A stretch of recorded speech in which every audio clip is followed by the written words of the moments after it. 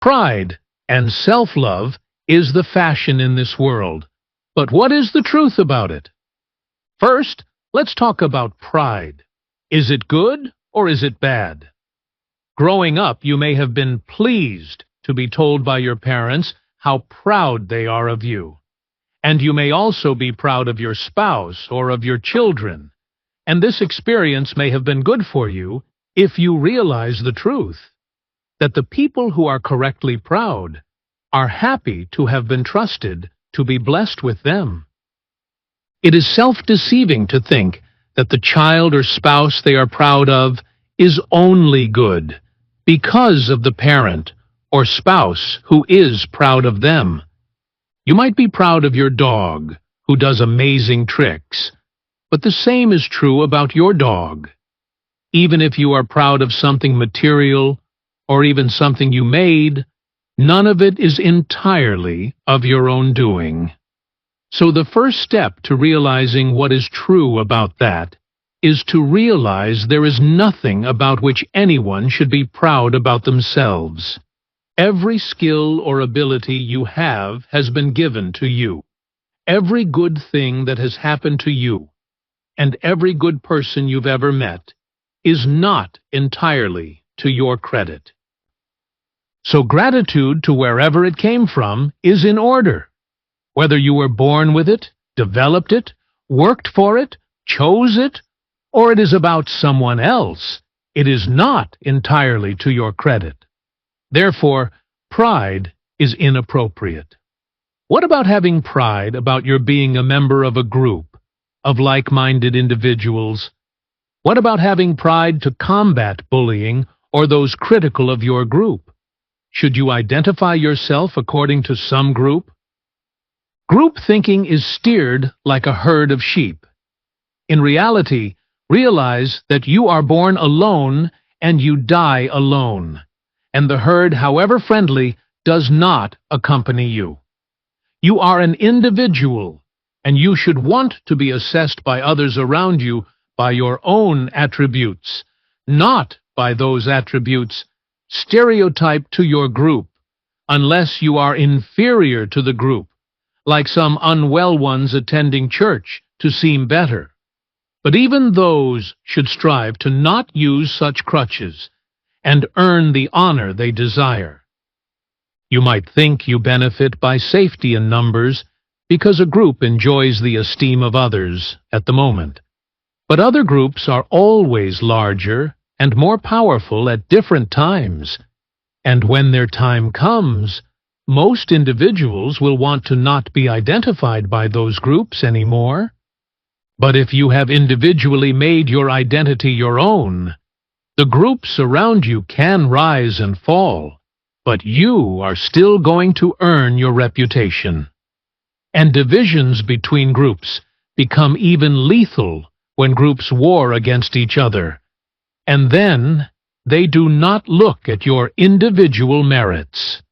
Groups do not have absolute truth in any one group to keep them divided from others.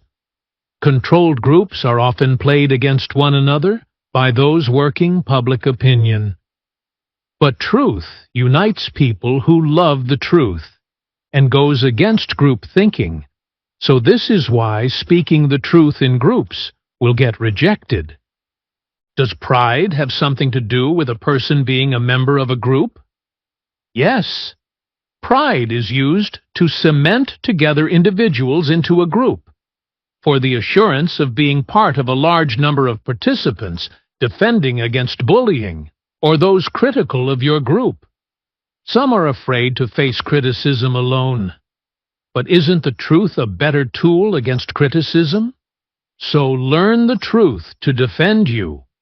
And if you find you might be mistaken about anything, correct it and be above reproach.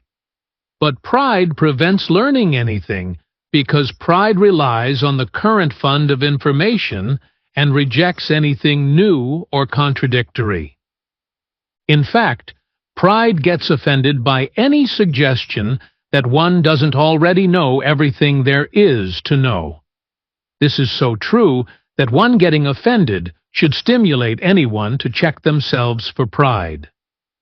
Since groups rely on pride for retention of its members, groups fight against truth by censoring it, at least the truth which threatens their group thinking, while cherry-picking the truth which supports their group in order to appeal to getting more members. The wiser person coming to this awareness will avoid joining groups, while still embracing all the truth found in all the differing divided groups. Pride is actually used to perpetuate the errors by the particular groups, and determines the divisions among them. For every error, there can be another group. This is how factions, sects, and splinter groups form. So, the errors perpetuated by liars divide us all, and they use pride to cement people into their groups, whether they themselves are members of the group or not. But truth unites individuals, even across groups they might be in, and stands against liars, but it requires humility to learn it. Should someone have pride for their individual merit?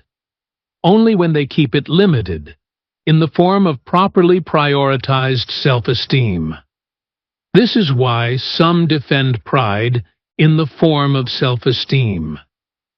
Self-esteem is useful for the purpose of choosing which things are in your own best interest, so it is sometimes called taking pride in yourself.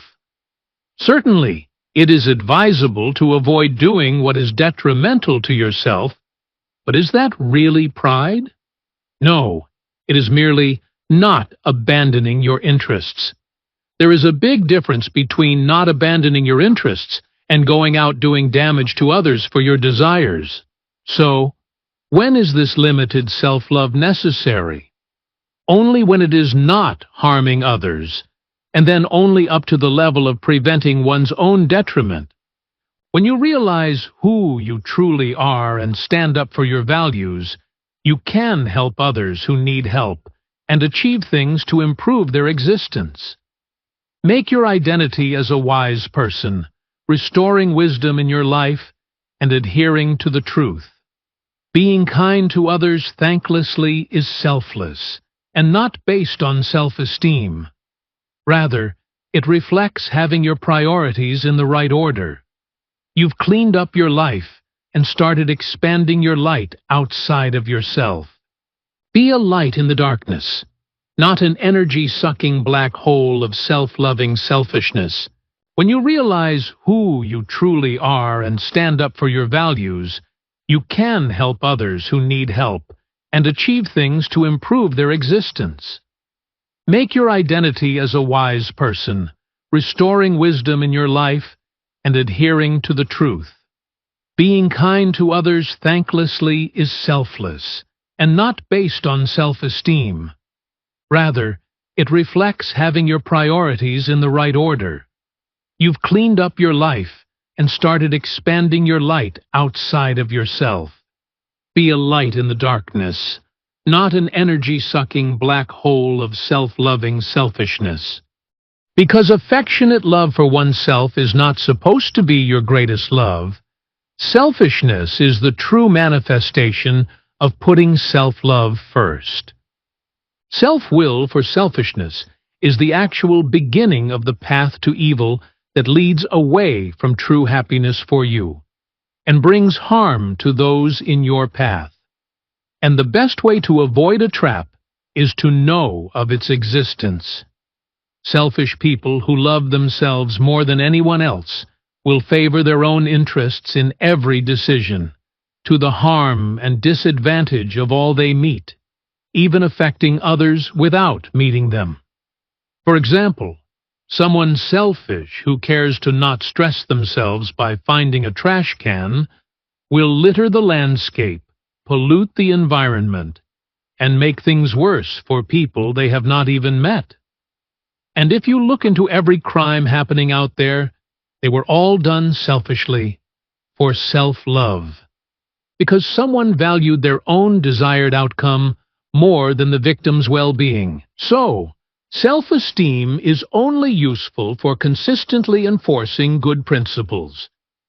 desiring a long-range good outcome for yourself, investing in doing good for others without selfishness, and without the instant gratification of fame or material rewards, develops your goodness as a character of your soul. But even that is not something to be proud of, even if your advice helped someone. The result is predictable for a selfish person. He or she becomes hated, yet thirsts even more to be loved, praised, and famous.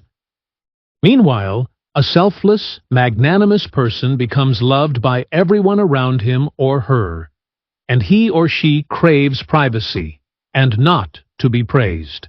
What if you are a giver of advice, like a counselor of souls, and you must advise others? Would you encourage one to become selfishly proud, to stand up for their interests and desires of peer admiration, and be idolized for the image they portray? Or would you encourage one to become selflessly humble, to achieve the correct assessment of their good characteristics, to be at peace with themselves for their long-term benefit? Even if not recognized during life, as a movie quotes, "What one does in this life echoes in eternity." Would you believe the professionals and self-help videos out there are making the entirely wrong choice for advice? So, recover the wisdom restored.